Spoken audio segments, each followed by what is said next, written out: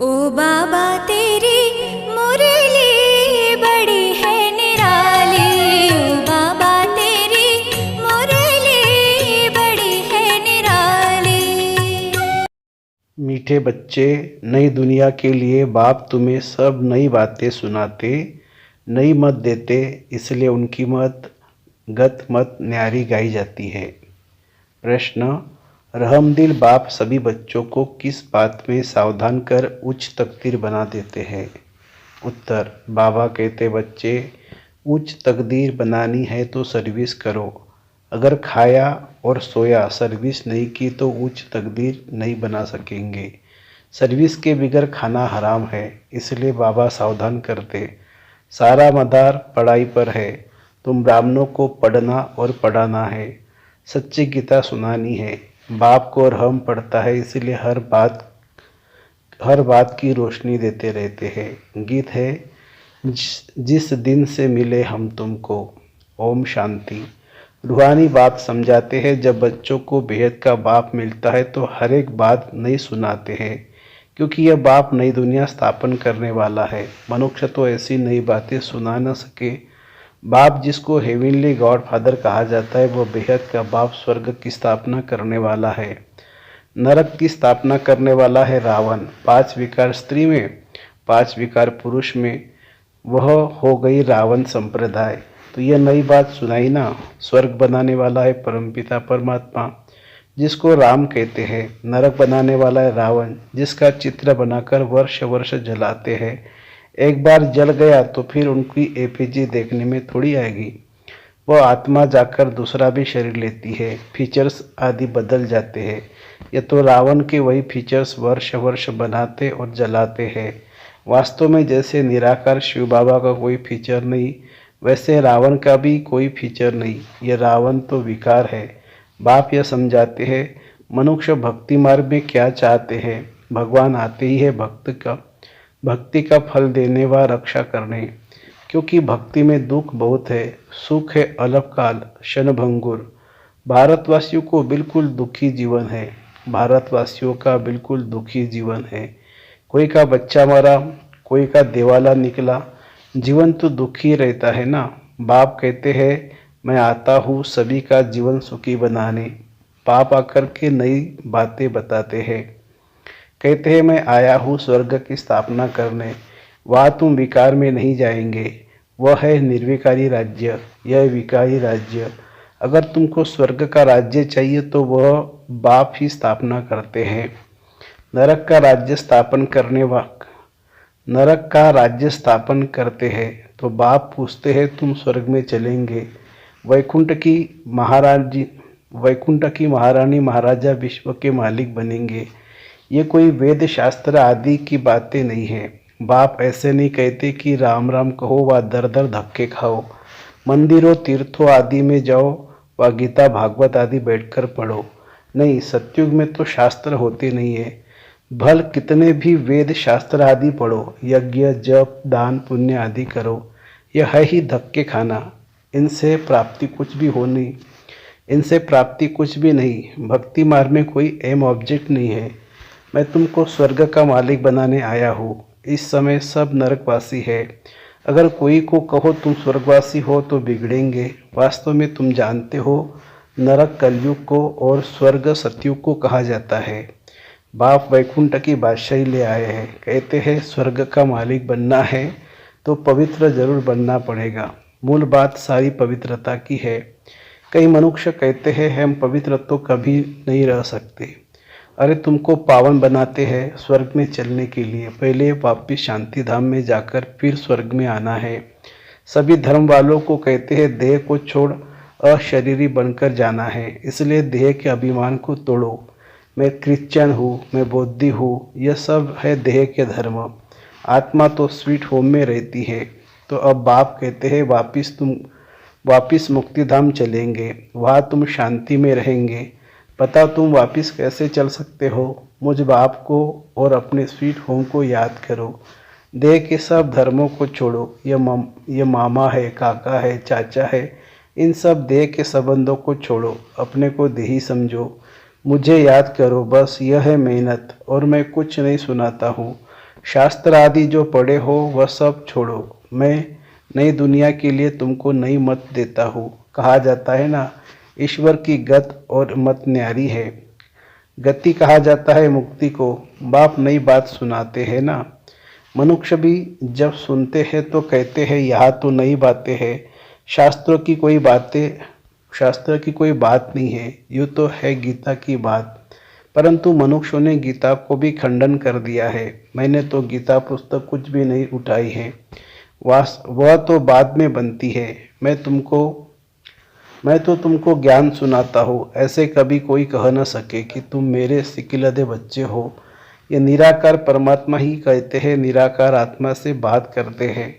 आत्मा सुनती है, यह शरीर है, ऑर्गन्स, ये बात कभी कोई समझती नहीं है। वह मनुष्य को सुनाते हैं, यह परमात्मा बैठ आत्मा को सुनाते हैं। हम आत्माएं सुनती है इन कानों द्वारा।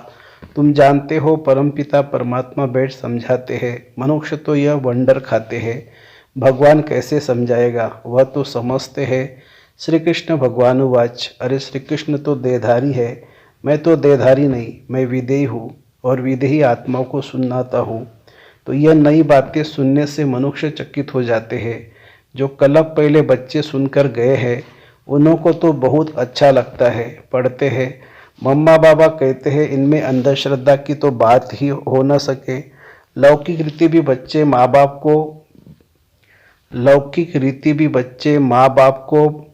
बाप कहते हैं, अभी तुम उन लौकिक माँ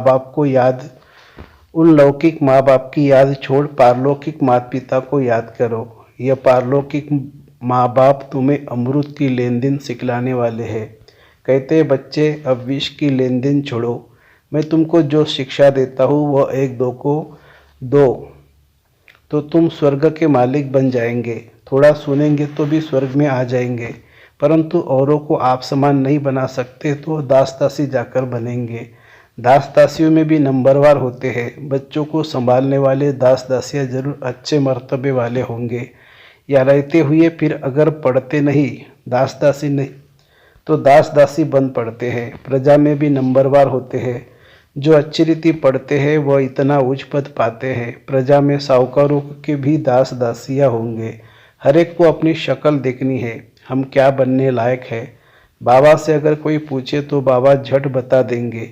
बाप तो सब कुछ जानते हैं और सिद्ध कर बतलाते हैं कि इस कारण यह तुम बनेंगे। बल सरेंडर किया है उसका भी हिसाब किताब है। सरेंडर किया है परंतु कुछ सर्विस नहीं करते, सिर्फ खाते पीते रहते, तो जो दिया वो खाकर ख़त्म करते हैं। दिया सो खाया, सर्विस नहीं की तो थर्ड क्लास दास दासी जाकर बनेंगे। हाँ, सर्विस करते और खाते हैं तो ठीक है, धंधा कुछ नहीं करते तो खा खा कर ख़त्म कर देते हैं, फिर और भी बोझा चढ़ जाता है।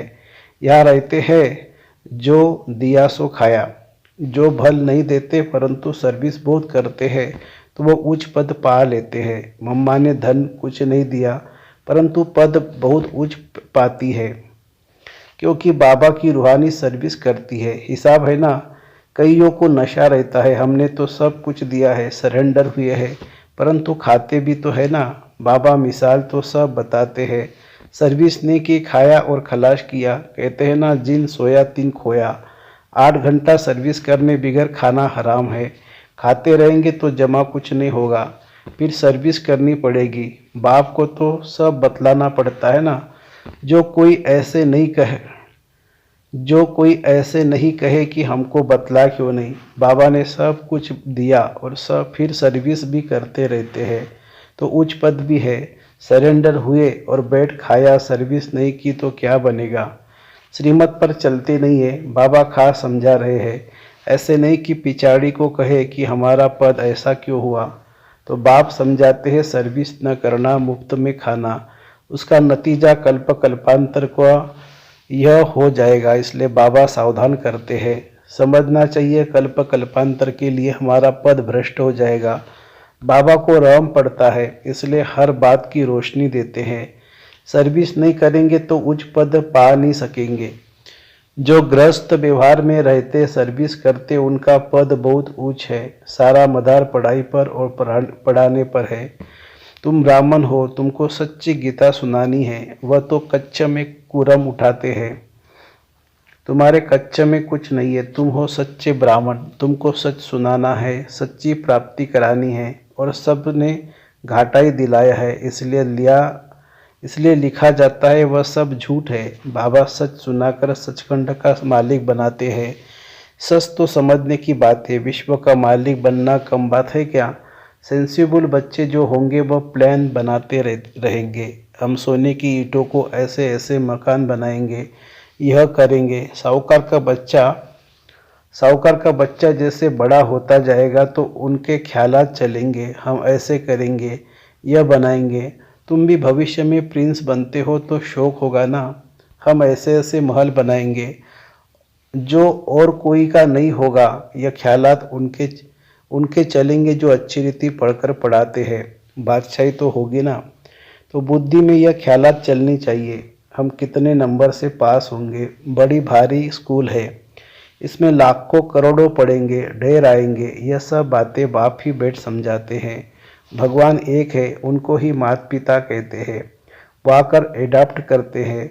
कितनी गुह्य बातें हैं। यह नया स्कूल है, नया पढ़ाने वाला है, कितनी अच्छी रीति समझाते हैं। झोली उनकी भरेगी जो लायक होंगे, बाप को याद करेंगे। माँ बाप को कभी भूलता नहीं है। फिर संगम युगी बच्चे बाप को भूल कैसे सकते हैं। अच्छा, दुनिया धर्म चक्र में है और तुम बच्चे चुप हो। चुप में है शांति, शांति में है सुख। तुम जानते हो मुक्ति के बाद फिर है जीवन मुक्ति। तुम बच्चों को सिर्फ 2 अक्षर याद है, अलप अल्लाह और बे बादशाही। सिर्फ एक अलप को याद करने से बादशाही मिल गई, बाकी क्या बचा। बाकी रही छाछ। अलप मिला गोया मक्खन मिला, बाकी सब है छाछ। ऐसे है ना, हम चुप रहते हैं, जानते चुप रहकर हम श्रीमत पर चलते हैं। परंतु वंडर यह है कि बच्चे अलप को भी पूरा याद नहीं करते हैं, भूल जाते हैं। माया तूफान लाती है। बाप भी कहते हैं मनमना भव, मध्याजी भव। गीता में अक्षर है तो तुमको गीता वालों से अर्थ पूछना चाहिए कि मनमना भव मध्याची भव का अर्थ क्या है। बाप कहते हैं मुझे याद करो तो तुमको बादशाही मिलेगी। सब देह के धर्म छोड़ देही बन जाओ और बाप को याद करो तो बादशाही मिलेगी। ग्रंथ में भी कहते हैं जपो अलप को तो बादशाही मिलेगी। सचखंड की राजाएं मिलती है। हम दुनिया से बिल्कुल न्यारे हैं और कोई भी ऐसे नहीं कहेंगे। बाप तुम्हें नई बातें सुनाते हैं, बाकी सब पुरानी बातें ही सुनाते हैं। बात बड़ी सहज है, अलग के बनो तो बादशाही मिलेगी। फिर भी पुरुषार्थ तो करना पड़े। आप समान बनाने की जितनी सर्विस करेंगे उतना फल मिलेगा। मनुष्य न अलग को जानते न बे को जानते हैं। बे माना बादशाही का मक्खन। श्री कृष्ण के मुख में मक्खन दिखाते हैं ना, जरूर स्वर्ग की स्थापना करने वाले ने ही बादशाही दी होगी। अच्छा, मीठे मीठे सिखिलदे बच्चों प्रति माता पिता बाप दादा का याद प्यार और गुड मॉर्निंग। रूहानी बाप की रूहानी बच्चों को नमस्ते। हम रूहानी बच्चों की रूहानी माता पिता बाप दादा को याद प्यार, गुड मॉर्निंग और नमस्ते बाबा, नमस्ते। धारणा के लिए मुख्य सार। वापिस स्वीट होम घर जाना है, इसलिए देह के धर्मों और संबंधों को भूल स्वयं को देह भी समझना है। इस अभ्यास में रहना है। दूसरी पॉइंट, बाप की जो शिक्षाएं मिली है वह दूसरों को देनी है। आप समान बनाना है। 8 घंटे सर्विस जरूर करनी है। वरदान, शुद्ध फीलिंग द्वारा फ्लू की बीमारी को खत्म कर वरदानों से पलने वाले सफलता मूर्त भव। सभी बच्चों को बाप दादा की श्रेष्ठ मत है, बच्चे सदा शुद्ध फीलिंग में रहो। मैं सर्वश्रेष्ठ अर्थात कोटों में कोई आत्मा हूँ। मैं देव आत्मा, महान आत्मा, विशेष पाठधारी आत्मा हूँ। इस फीलिंग में रहो तो व्यर्थ फीलिंग का फ्लू नहीं आ सकता। जहाँ यह फ्लू फीलिंग है वह अशुद्ध फीलिंग नहीं हो सकती। इससे फ्लू की बीमारी से अर्थात मेहनत से बच जाएंगे और सदा स्वयं को ऐसा अनुभव करेंगे कि हम वरदानी से पल रहे हैं, सेवा में सफलता पा रहे हैं। स्लोगन है संगम युगी मर्यादा पुरुषोत्तम बनना, यही ब्राह्मण जीवन का श्रेष्ठ लक्ष्य है। संगम युगी मर्यादा पुरुषोत्तम बनना, यही ब्राह्मण जीवन का श्रेष्ठ लक्ष्य है। अच्छा, ओम शांति।